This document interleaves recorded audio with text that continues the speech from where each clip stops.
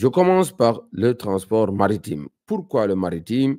Parce que plus de 80% du commerce international passe par voie maritime. Pourquoi? Parce que c'est le mode de transport qui est le moins coûteux, mais c'est un transport de masse. Ça permet de transporter une grosse capacité de marchandises. Donc, c'est pour cela que ce mode de transport occupe plus de 80% du commerce international.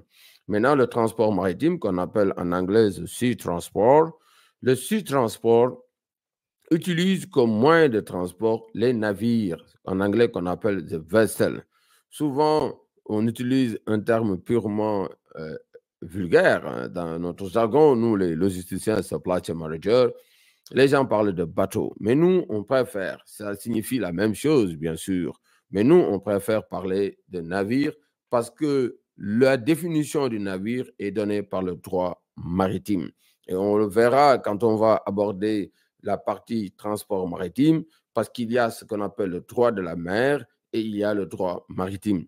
D'après la définition du droit maritime, le navire est un moyen de transport qui respecte ces trois critères, ça veut dire la capacité, le lieu et le but lucratif, parce qu'il y a derrière toujours ce qu'on appelle un contrat de transport, c'est-à-dire un accord consensuel entre les deux parties, c'est-à-dire le transporteur s'engage à acheminer les personnes et ou les marchandises d'un point A à un point B à partir avec une rémunération moyennant paiement.